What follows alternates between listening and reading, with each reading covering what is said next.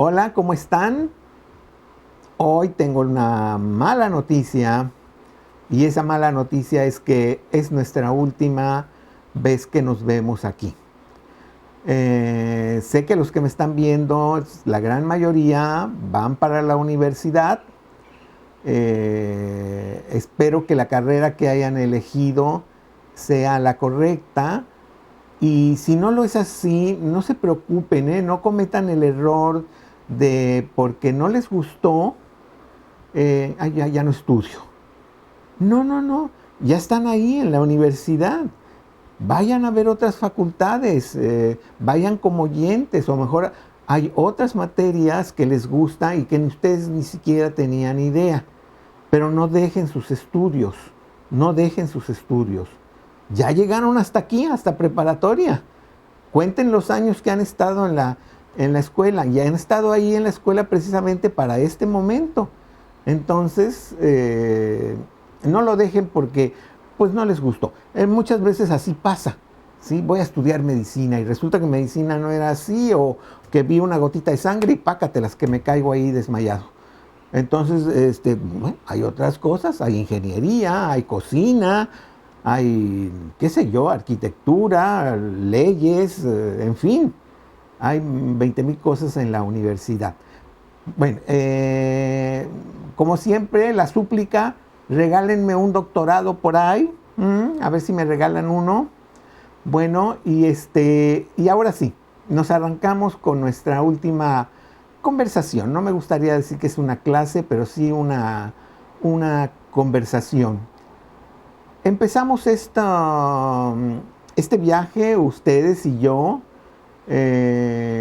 hace 5 semestres, ya este es el sexto. Iniciamos con lo que pues normalmente se inicia, lo que son letras, lingüística, con las letras, con las palabras. Empezamos a identificar lo que eran las sílabas, lo que eran las palabras. Empezamos a ver que las palabras no todas suenan igual, algunas suenan agudas, es decir, al final se carga el sonido. Hay otras graves que tienen el sonido un poco antes del final, y están las esdrújulas que desde el principio están anunciando que desde ahí van a sonar. Nuestro idioma es básicamente un idioma de palabras graves. Aprendimos a que nuestro idioma tenemos que señalar en la mayoría de los casos ese sonido de las palabras con un acento o con un palito o con una tilde, como ustedes le quieran llamar. Mientras lo sepan poner, eso es lo importante. También aprendimos que el hecho de conocer las sílabas no era nada más por un prurito de ver cómo están formadas las palabras, no. El saber cómo están separadas las palabras nos iba a servir a futuro para ver cómo estaban hechos los versos, por ejemplo, o para poner los acentos, dónde poner los acentos. Todo eso nos sirvió ahí. Pero déjenme que me estoy adelantando demasiado, y no fue ahí por donde empezamos. Nosotros empezamos por cómo es que se formó el idioma. Realmente no tenemos prueba de cómo se formó el idioma. No hay discos, no hay fotografías, no hay grabados, no hay nada que nos indique cómo fue este paso. De hecho, ni siquiera sabemos si el hombre prehistórico hablaba. Suponemos que sí, y suponemos que sí porque hemos encontrado tumbas de aquellas personas donde están enterrados con una serie de objetos de la persona muerta, lo que quiere decir que había una idea del más allá, y esa idea del más allá seguramente fue comunicada de alguna manera. Alguien habló y dijo: es que aquí morimos pero allá revivimos. ¿Cuál era el allá de ellos? ¿Quién sabe? Pero sí tenemos cierta certeza, valga la expresión, de que sí tenían esa idea de que había otro mundo y por lo tanto sí había una expresión ahí en abstracto que no sabemos cómo era, no sabemos cómo era ese lenguaje. Algunas personas dicen que nada más era de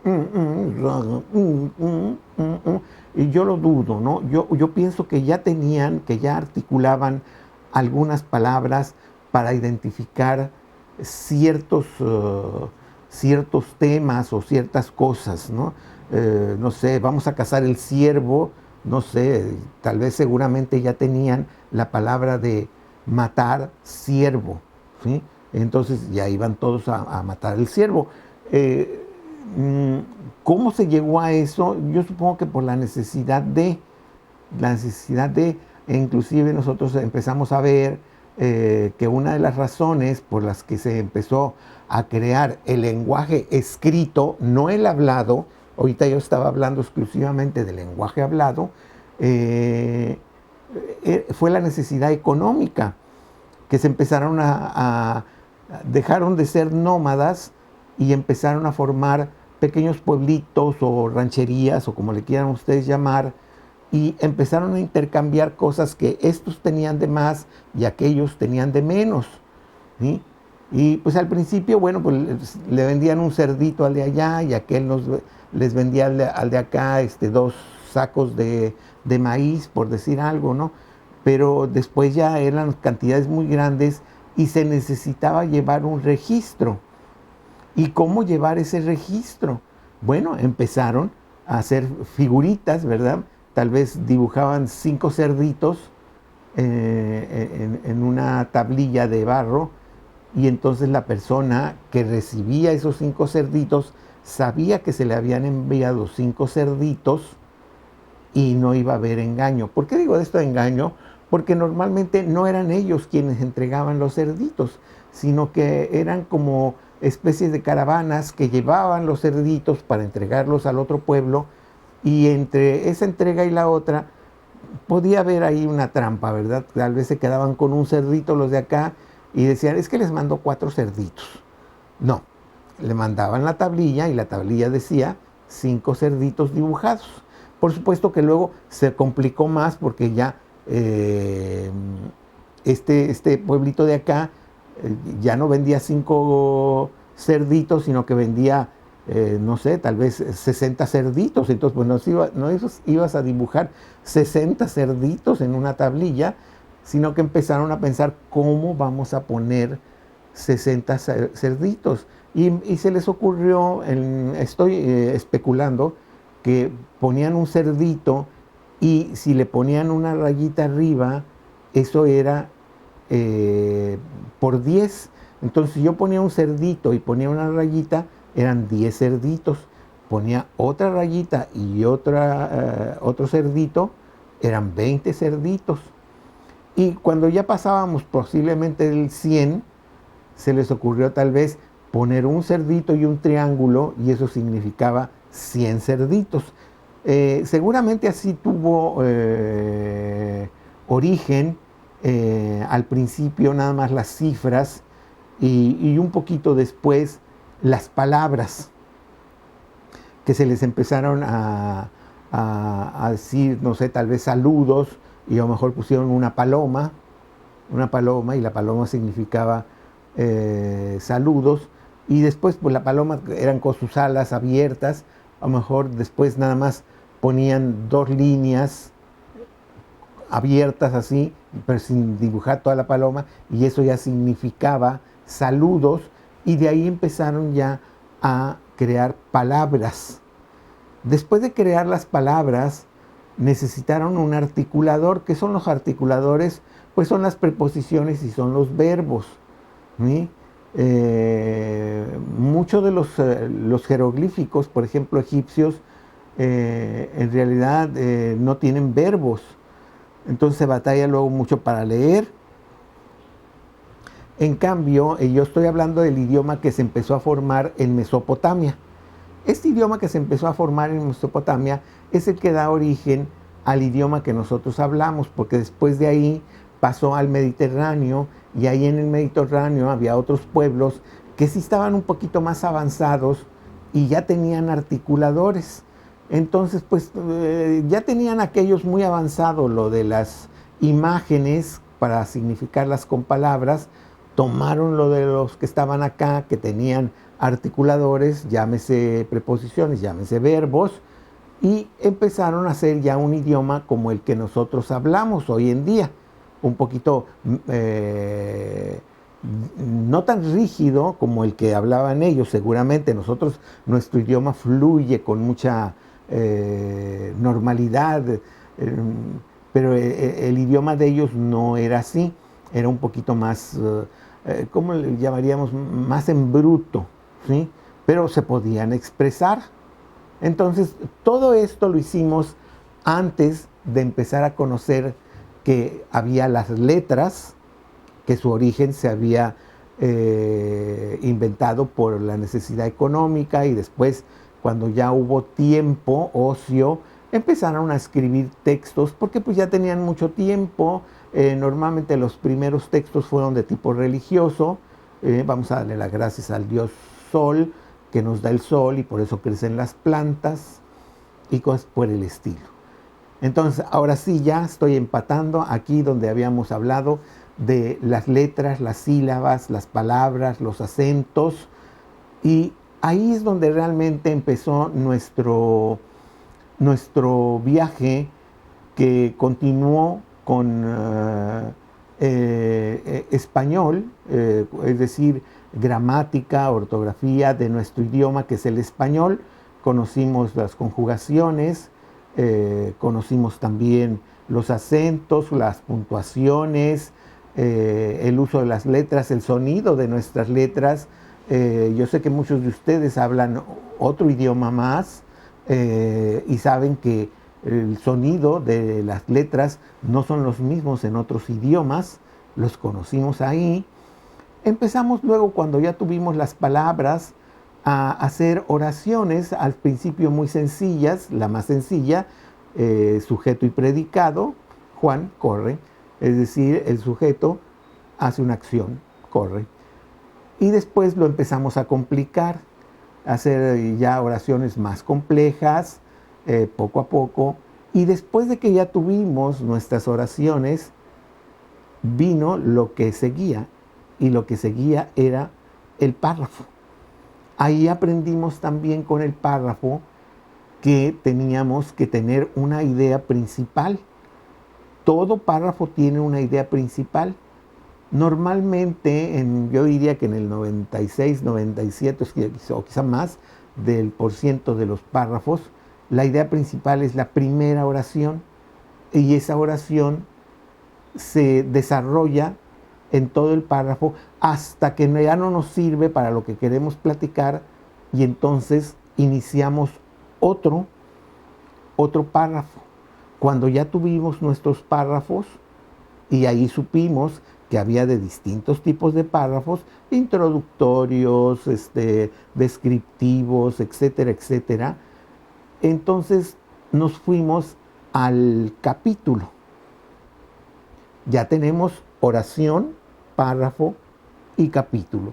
Con ello ya podíamos hacer lo que quisiéramos: una novela, un cuento, un ensayo, un artículo, lo que sea, podíamos hacerlo.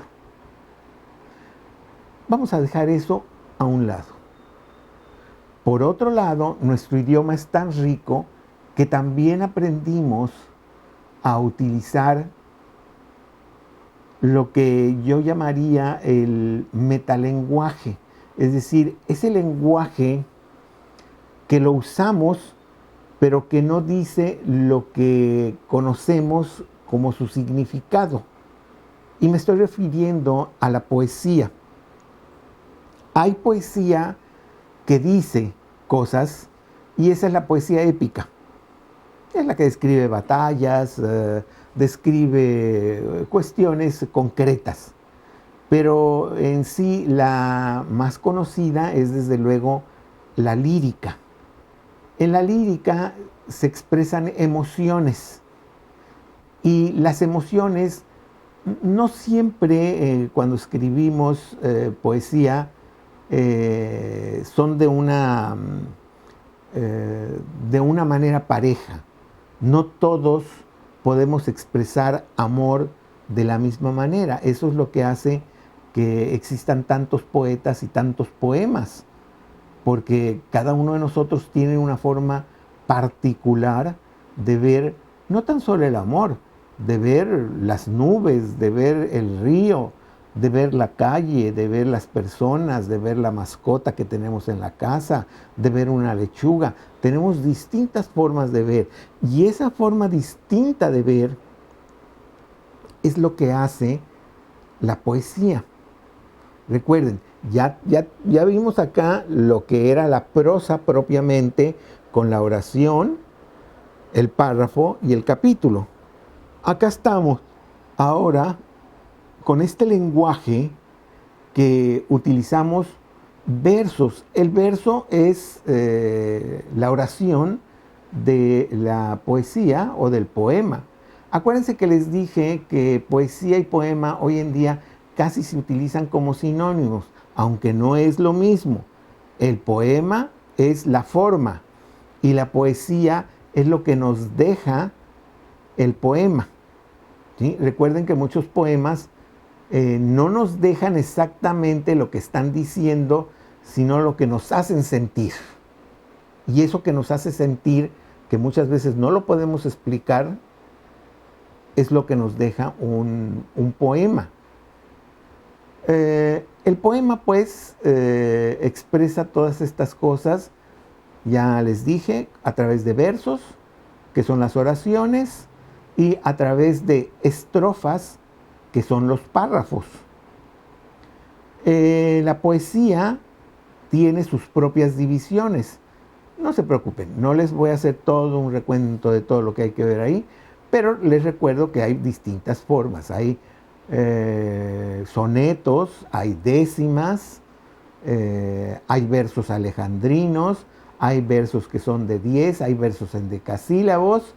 En fin, tenemos toda una variedad para expresarnos también por medio de la poesía. Ya cuando tuvimos nosotros los conocimientos tanto de la prosa como de la poesía, es cuando entonces nosotros empezamos propiamente a hacer lo que es la redacción. Pero antes de que llegáramos nosotros a redacción 1 y 2, tuvimos que ver un recuento de lo que era la literatura, porque nosotros que estamos viviendo en el 2021, tenemos atrás de nosotros miles de escritores que ya han escrito mucha obra. Y entonces tenemos que conocerla por lo menos por encimita, lo más importante, para ver qué es lo que se ha hecho en la literatura. Entonces tenemos que empezamos nuestros estudios con la gramática, la ortografía, y nos fuimos luego a la literatura. Nosotros la empezamos a estudiar con el plan de estudios que prácticamente todas las preparatorias tienen, que es el cronológico. Hay una escuela que dice que no es necesariamente la mejor, posiblemente no, pero creo que es una que todo el mundo entiende y se le pueden quedar en qué fechas van cambiando las distintas escuelas literarias, que eso fue lo que estudiamos. Nos dimos cuenta que en la prehistoria no tenemos absolutamente nada escrito. Por eso se llama prehistoria, no tenemos nada de historia, no hay nada escrito. Lo que tenemos por ahí son unas figuritas de barro o de piedra, y tal vez tenemos unas pinturas parietales, es decir, en las cuevas, en los muros. Y ahí encontramos, pues sí, una cierta narrativa de la imagen que nos dice cosas, pero no hay palabras. No hay palabras. Las palabras en realidad empiezan en las culturas antiguas. Ahí en Mesopotamia, como les platiqué hace ratito, empiezan el origen de las palabras. Y de ahí en adelante las palabras, ya sabiéndolas, ya conociendo los articuladores, ya conociendo la prosa, ya conociendo el mecanismo de la poesía, es que nos arrancamos con todas las escuelas literarias.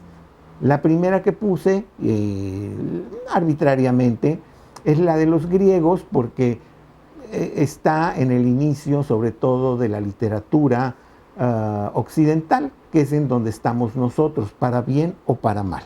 Ahí estamos.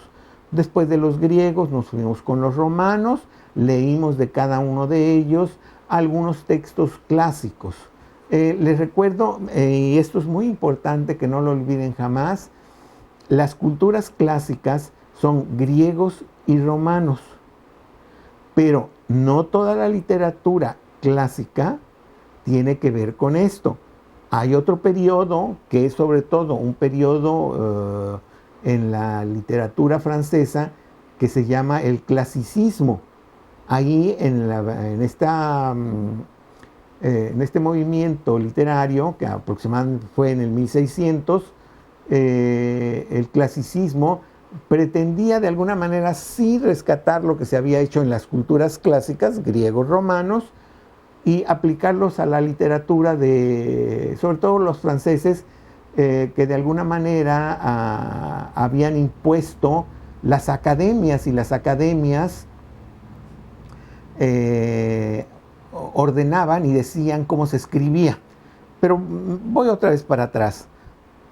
Empezamos con prehistoria, estábamos con culturas antiguas, las culturas clásicas, griegos, romanos, cuando vienen las invasiones de los bárbaros, y hay un largo periodo que se llama Edad Media, que hasta hace como un medio siglo o un poco más se tenía la idea que no había pasado nada, ¿no? Hoy en día sabemos que pasaron muchos movimientos literarios en esa época, y que inclusive algunos de esos movimientos literarios hasta la fecha, hoy en día, influyen en nuestra forma de escribir y de pensar.